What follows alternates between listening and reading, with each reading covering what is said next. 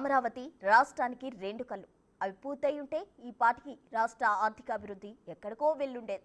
తెలంగాణ తలసరి ఆదాయంతో ఆంధ్ర రాష్ట్ర ఆదాయం కూడా పోటీ పడి ఉండేది. గత పాలకులు చేసిన తప్పిదాలే ఇవాల్టి దుస్థితికి అసలు కారణమంటూ పోలవరం పర్యటనలో చంద్రబాబు తన ఆవేదన వ్యక్తం చేశారు.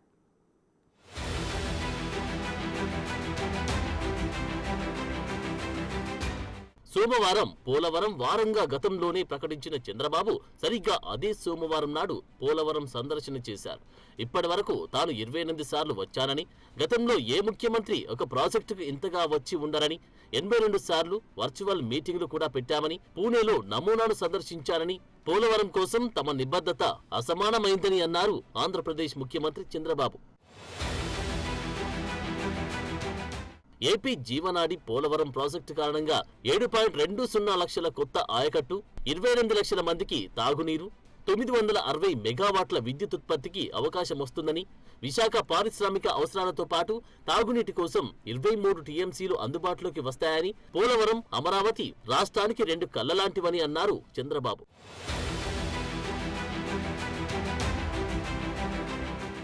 రాష్ట్రాభివృద్ధిలోని ఒక గేమ్ చేంజర్గా పోలవరం ఉండేదని, 2014, 2019 మధ్య కాలంలో తాము రేయింబావల్లో పనిచేశామని, ఈ పాటికి ఇదే ప్రభుత్వం కొనసాగి ఉంటే 2021లోనే పోలవరం ప్రాజెక్టు పూర్తయి ఉండేదని, అప్పటికి తాము పట్టిసీమను పూర్తి చేశారని, దీనిపై కొందరు విమర్శలు చేశారని, పోలవరం పూర్తయితే నదులు అనుసంధానం కూడా జరిగి ఉండేదని, శ్రీకాకుళం నుంచి కర్నూలు వరకు అన్ని ప్రాంతాల నీటి కొరతను తీర్చేలా జలవనరులు మనకు పుష్కలంగా ఉండేవని అన్నారు చంద్రబాబు.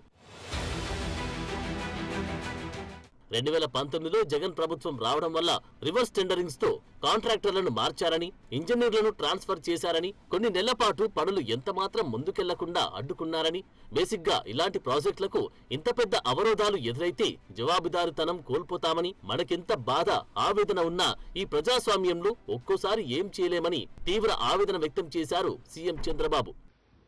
ఒక దుర్మార్గమైన కార్యక్రమం వచ్చినప్పుడు 2400 కోట్ల రూపాయలు అదనంగా అయింది. ఉదాహరణకు న్యూ డయాఫామ్ వాల్ 990 కోట్లు. ఆ రోజు 440 కోట్లతో పూర్తి చేశాం. మోర్ దెన్ డబుల్ అయింది. ఒక సమయంలో వరదల కారణంగా సాయిల్ కండిషన్ సమస్యాత్మకంగా మారిందని, భూకంపాలు వస్తే ప్రాజెక్టు పూర్తిగా దెబ్బతినే అవకాశం ఉందని, వీటన్నిటినీ తాము గుర్తించి పీపీఏ, సిడబ్ల్యూసీ ఎక్స్పర్ట్స్ కమిటీ అందరం కలిసి తిరిగి ప్రాజెక్టు వర్క్ షెడ్యూల్ ప్రిపేర్ చేశామని, coffer dam, diaphragm wall, spillway ఏ పనులు ఏ కాలంలో పూర్తి చేయాలో ఒక ప్రణాళిక రూపొందించామని, ఒడిశా, ఛత్తీస్గఢ్ రాష్ట్రాలతో ఉన్న సమస్యలను పరిష్కరిస్తూ సుప్రీంలో ఉన్న పిల్ వంటి అడ్డంకులను అధిగమిస్తూ ప్రాజెక్టును 2026 అక్టోబర్ నాటికి పూర్తయ్యేలా ప్రణాళిక రచించామని అన్నారు చంద్రబాబు.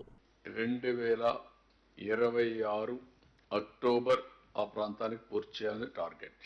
కాబట్టి అప్పటికి పూర్తి చేయాలని ఒక టార్గెట్ పెట్టుకున్నాం. దానికి మైన్యూట్ డీటెయిల్స్ కూడా వర్కౌట్ చేయమన్నాను. నేను చెప్పింది బ్రాడ్ మైల్ స్టోన్స్.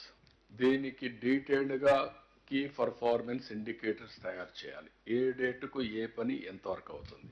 ఇదివరకే పోలవరం పూర్తయి ఉంటే తెలంగాణ అభివృద్ధితో ఏపీ డెవలప్మెంట్ కూడా పరుగులు తీసేదని, ట్యాక్స్ పేయర్స్ మనీ ఇంత వృధా అయ్యేది కాదని, 2000 కోట్లకు పైగా అదనపు వ్యయం కానుందని, ఒక రాక్షస పాలన ఫలితంగా నేడి దుస్థితి ఎదుర్కొంటున్నామని పోలవరం పర్యటన సందర్భంగా అన్నారు చంద్రబాబు. అయితే ఇదే విషయంపై మాజీ మంత్రి అంబటి సైతం స్పందించారు. ఇన్నేళ్ల అనుభవజ్ఞుడైన బాబు ఇలా మాట్లాడడం తగదన్నారు.